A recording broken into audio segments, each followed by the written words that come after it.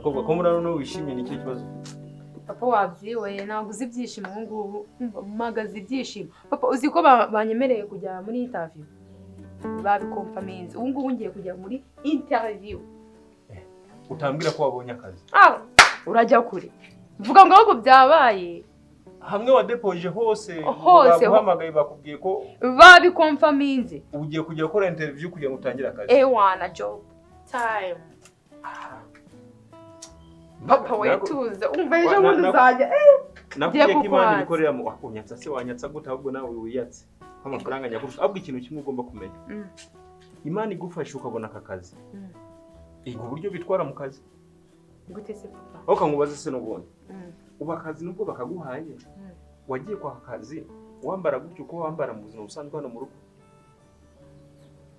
nese papa nawe ibyo nese babimenya hari ko ari mu rugo nyine nkaba ngiye no gusaba akazi bazabimenya ikibazo mubaje uracyumvishe cyangwa upfuye kunsubiza gute se papa ujya mu kazi izo ngo nimba ujya kudepoza aho usaba akazi wambaye nkuko wambaye uyu munsi nese ikibazo ni iki icyambere rega nakazi papa nawe rwose icyambere nakazi cyangwa nantwara igihe turenganya abantu ariko nabo baba barago gute se papa mwana wawe nimba ugiye mu kazi iga imyambarire iga buryo cyo ugomba kwambara imbere y'abagabo ese papa shite kuvuga ko nambaye nabi abagabo aho bava bakagira baremanwe irari umugabo azakubona gutya icyari kuba service yigire mu bindi kandi abagabo 10 nago bazaza baguterete ngo bose kuri wanga bikubwije ukuri bose ko bazaza ko ngiye mu kazi ngiye kugira ngo banerete ngiye nigire mu bintu by'akazi ibyo nkubwiye nyine bya mukuru bikubwiye nk'umuntu mukuru ushatse urebe kure urebe uburyo wakwitekerezaho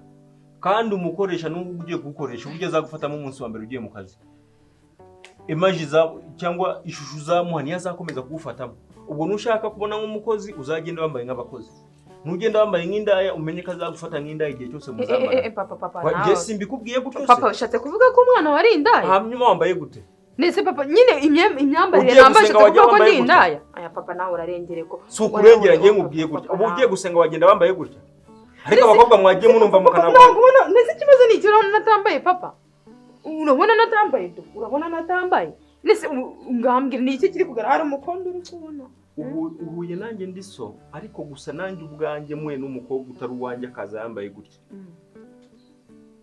ntacyo wambaye ibyo bikubwije ukuri rero nimba ndi siko nkaba nkubwira ibyo ngibyo nuko nzi ndi umugabo nzi ibyo abagabo bacamo buri munsi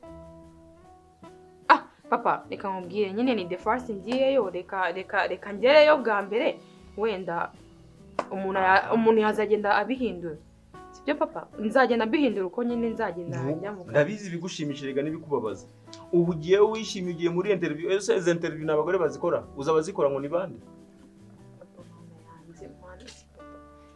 mbyemeze se ko waguhaye akazi atakaguhaye avuga ngo wenda akakobwa ni nk'akazi ndagafatisha bitewe n'uburyo mbona gateyemo cyangwa uburyo bimeze gutya reka atari no kubitekereza yego mu gihe ucyambara gutya nawe uba wacikiye ibyo byose twa turi kukubwira tekereza ku myambaro yawe uburyo wambara ugiye mu kazi k'abandi ugiye mu kazi ataka kujya mu kazi gukurura abagabo b'abandi bitewe n'imyambarire yawe papa nawe reka nkubwire erega ari umugabo ushaka nawe umajije gusaza papa umuntu azajya kwitamo agastire nase urajya ngo ngiye gusaba akazi noneho meze nka Claudine yo mu rugo mba ngomba kugenda nsa neza handi boss yibuna kubona rega papa handi boss yibuna kubone akavuga ati uyu mwana arakeye reka mwinjize mu kazi nta nubwo uri kubyumva nawe papa rwose umajije gusaza uyu mwana arakeye reka mwinjize mu kazi ni n'akazayibona avuge ngo uyu mwana arakeye reka mwinjize mu ntuza muki se papa nawe utangiye kure uri gukeka ibintu byinshi ubundi banze tuze kamanjye ko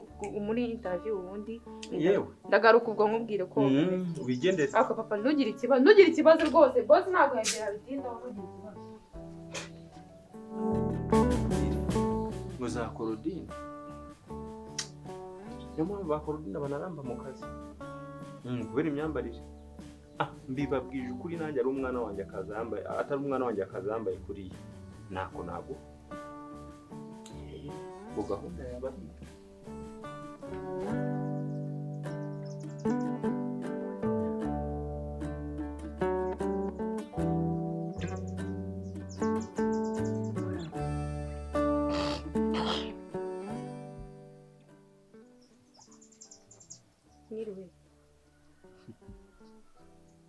nziza. Amazina yanjye nitwa Sugar. Nitwa Sugar? Nyine nje kubasaba akazi. Uje kudusaba akazi? Uri mu applying se? Nari maze iminsi ndi kwa applyinga, nize ibintu bijyanye na hoteli. So sinzi icyo wamfasha nyine. Witwa? Nitwa Sugar. Sugar? Yego. Wowe Sugar ni sukari? Fata uko byumva nyine ngo nuko. Wowe ukuntu uteye ntabwo wabura akazi. Ni ukuri. Murakoze. Wize ibiki? Nize hoteli, nize ibintu bijyanye na makeup, ibintu nk'ibyo. None se bakubwira nuko ari akazi? Ntabwo ibintu by'ibanze kugira ngo utangire akazi babikubwiye? Nta kintu bambwiye. Gusa nyine uko na applyinze navuze ati nzaza ngusaba akazi nyine. Nzaza ngusaba akazi numve ko hari icyo wamfasha nyine. Ko barakundangiye. Bande? Bande? Ni abantu mvishe nyine bakundangira ngo utanga akazi.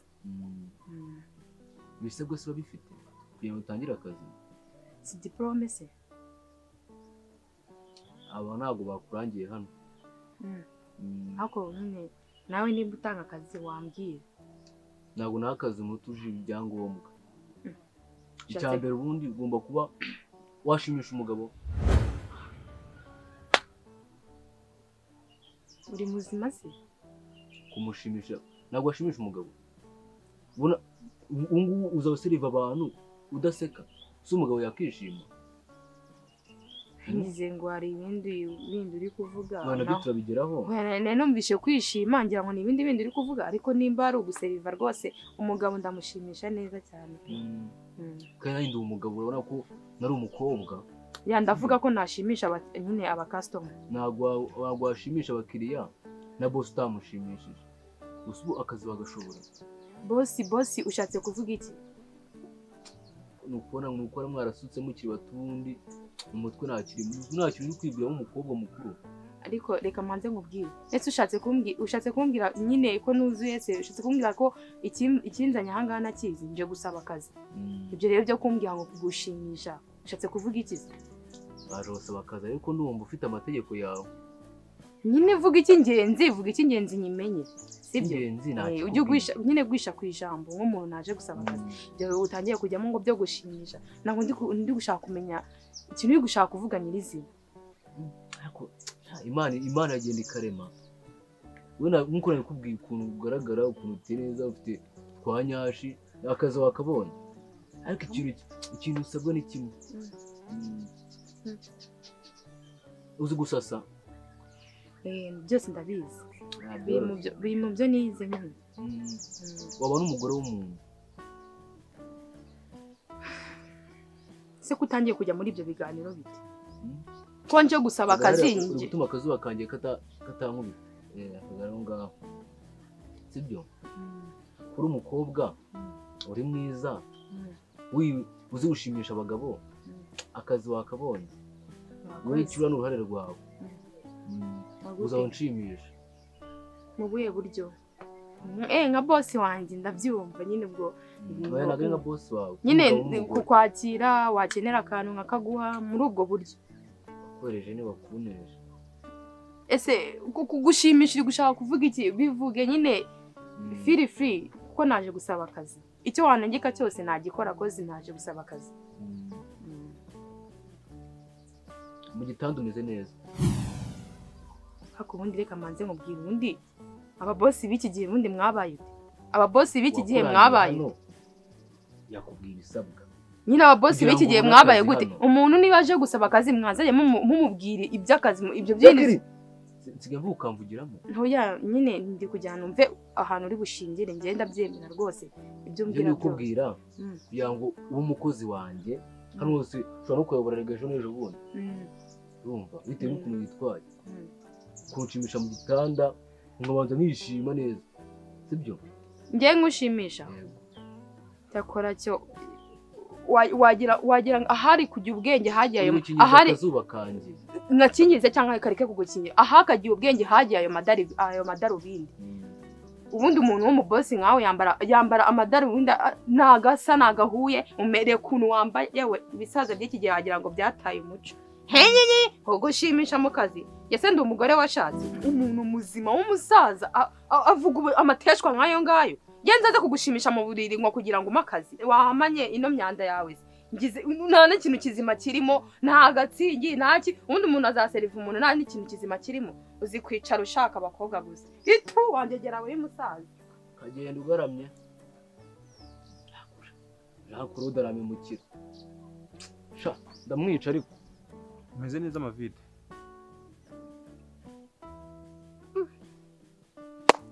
Mujyo kari ubwa mbere mbonye wagize ikinyabupfura wifashe umeze neza ubundi ubusimbukira hejuru byagenze bite ninde watumye ugira ikinyabupfura ukuze kari cyo kintu batiga bakuze none no ushatse kuvuga ko nta kinyabupfura ngira mu gihe tumaranye ntacyo ngaho ziba nyine ziba nkubwira ibyo nangiye kubwira ziba nkubwira ibyo nangiye kubwira rero Mavide ngimaze guhura n'ibintu bimaze kuncanga nimba rimwe nzasimbukira umuntu mufate mu ngoto nyikuremo ni izina ry'Imana rimwe nzafata umuntu mu ngoto kandi mbikubwije ukuri ibyo bintu bimaze kungera ahantu urumva iki ni ikibazo gikomeye cyane kandi abantu duhura nacyo buri munsi kimaze kuba ikibazo kandi kimaze kugorana Mujomba ari wumva umuntu bafunze azira kuniga umuntu akamuheza umwuka umukobwa wanjye kuba yicaye sare azira iki washaka kuba yicaye mu rugo azira iki Mujomba usigaye nimba ari tuvuge ko atize se tuvuge ko atize uriya mukobwa wanamwishyura amafaranga menshi cyane uriya mukobwa yajyaga kujya ku ishuri ukanaguza sinagucyurira ku mafaranga utishyuye ariko umukobwa wanjye yarize nta gisabwa na kimwe adafite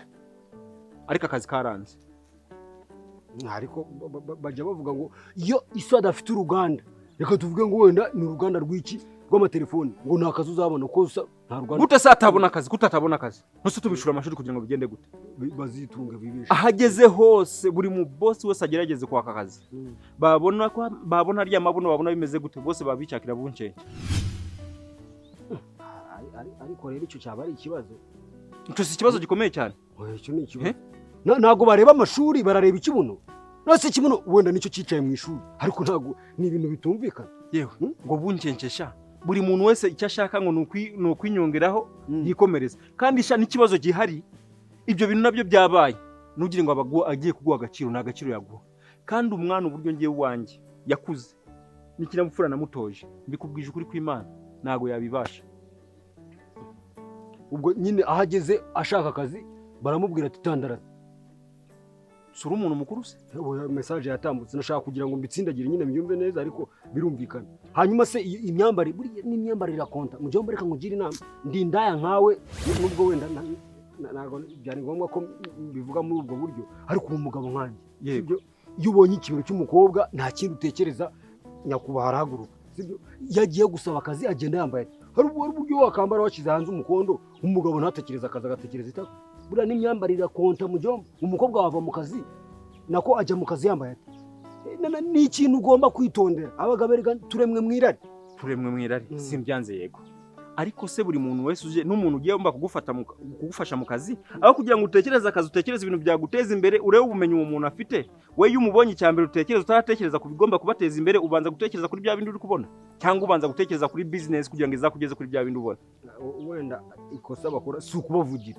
nuko bavanga ibyishimo n'akazi buriya iyo bavanze ibyishimo n'akazi niho akazi gapfira aho ngaho karapfa ariko nyuma y'akazi umuntu aba yemera buriya n'amahirwe menshi mu bushakashatsi bigaragaza yuko umuntu mukorana ari wakubera umugore Mavide kangubaza ikibazo kimwe kandi unsubize hanyuma se bakoranye bagakundana bakazaza gusaba irembo papa we wabyanga uri se wabyanga yageze mu kazi akazi karakorwa akazi kagenze neza barakundanye akazi kari kugenda neza baje gusaba irembo wabanga niyo aba ari boss we oya nuko generation yacu aho byageze duhera nimba baratangiraga gukunda n'abakagira turabicurika ubu ngubu ari n'abasore bambara inkweto akarenza isogisi ubu ngubu baryamana mbere yuko bakundana nicyo kibazo hanyuma yazaguha agaciro ngo yakugira umugore yarabanje kubona ibyo ashaka ariko nanjye wamaye byoroshye ntago namugira si ukubavuga nabi ariko ngize gutya nkabona uremeye ese naba ushaka iki kintu n'urugero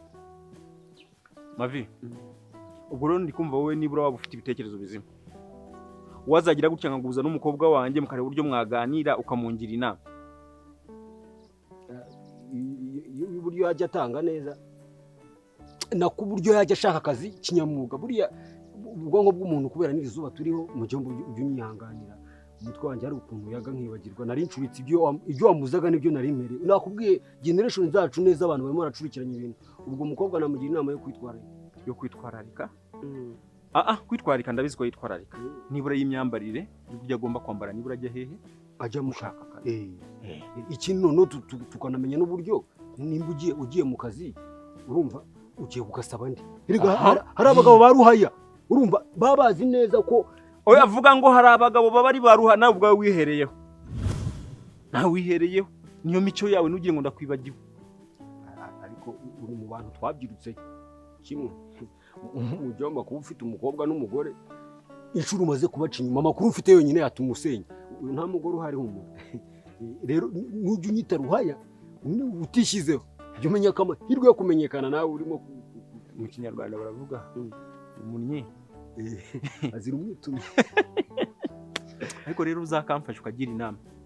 Nta wundi muntu nabishyira mu ntoki utari wowe. Ukanyoherereza ukabwira ngo genda urebe amavide, urumva ngiye mwereka uburyo ibintu bica mu nzira. Ruswa y'igitsina tuyirwanye, tuyice. Biriya bishimisha umubiri ariko ubwonko bukayoba. Yego, n'akazi karapfa.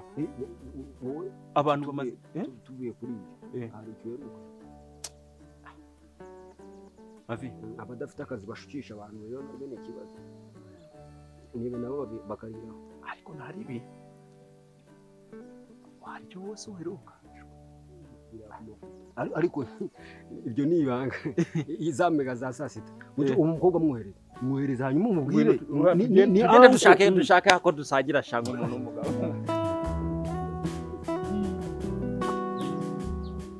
Ubundi zarize gutura ahantu hari ubusitani, inyoni zisakuza, urumva n'ibyuma nyine by'abakire bifura imyenda bikavuga, nubwo ari iby'abaturanyi, ariko umuntu akabaho neza. Mwiriwe. Muraho. Mumeze neza. Turashima Imana. Nari ndimo kuvuga ngo ndituranye ngo biki n'ibiki, kumbe marayika murimo muragenda mwikatisa muri quartier. Oya. Ari amahoro. Ni amahoro. So nyine mujomba papa yarakuntumyeho ngo nyine like. Uretse gato. Ni wowe mukobwa wa mujomba. Ni rwose. Imana ntabwo ijya yima byose. Yariturumye neza, hamuvamo umuntu muzima. Imana irabikora. Wenda reka bibanga ryanjye nawe ntuzanabibwira isi. Ubona asa muzima. Nyine kuko akunda abana baganira n'abantu. Bagutumye baganira. Oya wijya kure. Nguvuze ngo papa iso ni muzima. Ubivuze uri kuganira, uri kujokinga cyangwa se uri seriye? Ni ibiganiro. Nizere ko ari ibiganiro. So nyine iso mujomba. Yarakuntumyeho nyine, urabona njye nari mvuye na deni nangwa. Wabanje ukanyumva se. Urabona nyine nari mvuye kwa kakazi. Mura reka nyite ikibosi. Ibaze kuba ugiye gusaba akazi umuntu. Ikibosi kikakubwira ngo mbere yuko nkwa akazi ngo ndashaka ko zayo nshimisha. Can you imagine? Mujye mushimisha mu buriri. None nyine papa yari yakunyoherejeho ngo nyine ungire inama, ungire ukuntu nyine gusaba akazi bigenda. Siwumva. Buriya mujomba ni inshuti yanjye, ni umuntu twasonzanye mutaravuka. Ni umuntu rero twari tuzi imibanire yanjye nawe, no kuruhana twararuhanye. Ahubwo nkawe rubyiruko rw'uyu munsi, ni namwe buriya mutera amakosa. Wagiye gusaba akazi wambaye utya? Nuku nguku kandi nyine nuku nguku, usibye ko nyine nahise mpura na papa tukaganiraho gato, akahita akungira akunyoherezaho nyine ngo uzungire inama. So nyine ni muri urwo rwego. Hari amakosa abakire bakora, cyangwa ibyo bibosi wavugaga, hari n'amakosa mukora namwe. Reka duhere ku makosa ya bosi. Buriya umubosi yakaba yubaha umukoresha, akamenya yuko nimba ari nibyo binashaka atari buri muntu wese agenda bisaba. Si ibintu byumvikana. Harya wize ibijyanye n'iki? Nize ibijyanye na hoteli. Wize ibijyanye na hoteli. Bivuze ko wari ugiye gusaba nk'akazi nk'ahantu nko guseriva. Hanyuma ujya gusaba akazi wambaye gutyo? Nuku nari nambaye gutya nyine, gutya niko nari nambaye. Nambaye nabi? Oya ntabwo umuntu yavuga ko wambaye nabi. Ikibazo nuko imyambarire yawe itagaragazaga yuko ushaka akazi ko, urumva ibi umugabo ahita abona kwishimisha mbere yuko abona ibindi.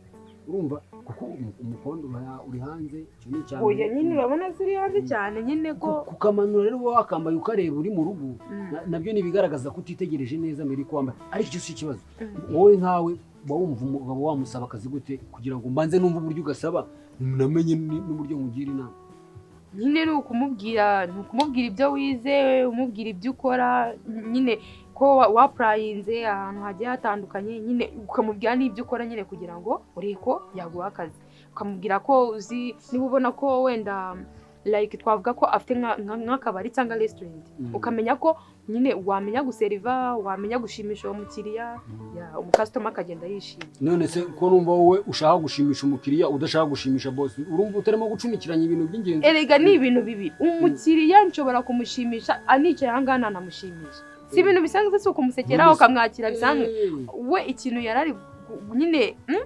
gufokasinga we ni ukuvuga ngo muryamane yanabyeruye aravuga ngo njye uzanye inshimisha mu buriri ngo nyine unkoreye utuntu tw'utumasaje ukuntu hanyuma se wowe nka wenda no kureba mu nyungu rusange uri isugi urebye ni bya bindi abakobwa basubiza abantu bose reka twirengagiza ku kantu niba utari isugi ukaba ushobora kubikorana n'umusore usanzwe kuki utabikora n'umuntu ugiye kuguha akazi ni igitekerezo ndashaka kubanza ukampa impamvu utabikora mvuye mu nkari njya mu mabyi buse we papa yanyohereje wongiriye ihe nange inzonda ni uburyo bwo kugira ngo mutandukanye ubujiji kugira ngo ubikorere umuntu baguha amafaranga kuko n'ubundi ni ikintu Imana aba yaragutereyeho kitenda kukuyonga nk'isabune.